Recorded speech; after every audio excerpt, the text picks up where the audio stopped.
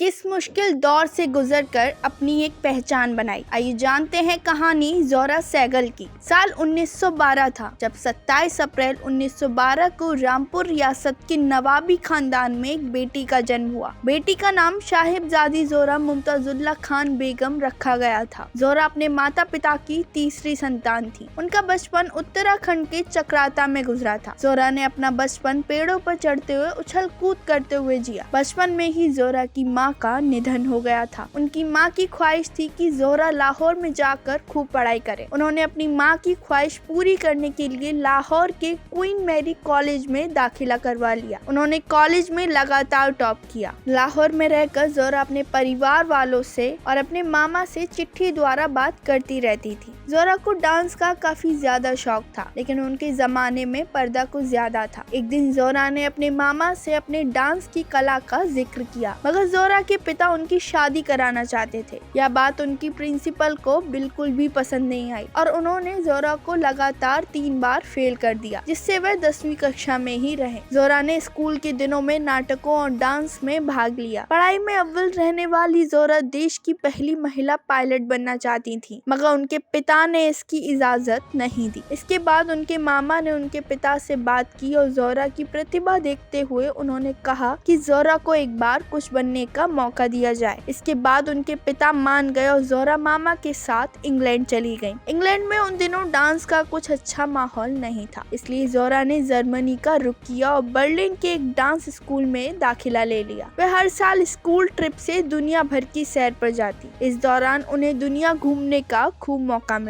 Germany में उनकी मुलाकात उदय शंकर से हुई और उन्होंने ज़ोरा से वादा किया कि वे भारत पहुंचते ही ज़ोरा को काम देंगे। साल 1935 में उदय शंकर ने ज़ोरा को जापान बुला लिया और वहीं पर उन्होंने उनके डांस ग्रुप को ज्वाइन कर लिया। इसके बाद अब उदय शंकर के साथ ज़ोरा ने मिस यूरोप और अमेरिका सहित दुनिया के कई बड़े हिस्से का टूर किया और अपने हुनर का प्रदर्शन किया। इसके बाद ज़ोरा उदय शंकर के साथ अल्मोड़ा आ गई और उदय शंकर के डांस अकेडमी में टीचर के दौर पर काम करने लगी। इसी दौरान यहाँ ज़ोरा की मुलाकात कामेश्वर सहगल से हुई। कामेश्वर इंदौर के रहने वाले एक वैज्ञानिक थे और उन्हें पेंटिंग और डांस बेहद ही पसंद था। दोनों एक दूसरे के करीब आए और एक दूसरे को मोहब्बत करने लगे। कुछ ही महीनों बाद दोनों ने शादी रचाई। कामेश्वर सहगल से शादी करने के बाद ज़ोरा बन गई ज़ोरा कामेश्वर सहगल। हालांकि ज़ोरा का कामेश्वर से शादी करना उस दौर के मुस्लिम लोगों को बिल्कुल भी रास नहीं आया। वहीं कुछ हिंदू लोग भी इस शादी का विरोध कर रहे थे। हालात इतने बुरे हो गए कि शहर में दंगे जैसा माहौल हो गया। हालांकि कुछ समय बाद लोग मान गए और समाज ने उन दोनों को स्वीकार कर लिया। शादी के करीब 1 साल बाद ही उनकी एक बेटी हुई, जिसका नाम उन्होंने रखा किरण सहगल। दोनों की जिंदगी खूब आराम से चल रही थी। सब कुछ अच्छा था कि इसी दौरान अंग्रेजों ने भारत को 2 टुकड़ों में बांटकर आजाद करने की तैयारी शुरू कर दी। यह वो दौर था जब भारत बेहद मुश्किल हालातों से गुजर रहा था। हर तरफ हिंदू मुस्लिम समुदाय में आग लगी थी। आजादी मिलने से पहले ही देश दंगों की आग में झुलस रहा था। दंगे की ये आग ज़ोरा के घर तक पहुंच गई। ज़ोरा उन दिनों अपने पति कामेश्वर सहगल और अपनी 1 साल की बेटी किरण के साथ लाहौर में रहती थी और वहां उन्होंने ज़ोरा डांस इंस्टीट्यूट के नाम से अपना एक इंस्टीट्यूट भी खोल लिया था। लेकिन बहुत जल्द ही ज़ोरा और उनके पति को एहसास हो गया कि लाहौर में डांस इंस्टीट्यूट चलाना तो दूर, जिंदा रहना भी बेहद मुश्किल है। तभी दोनों अपनी बेटी किरण को लेकर बॉम्बे आ गए। ज़ोरा सहगल की एक बहन उजरा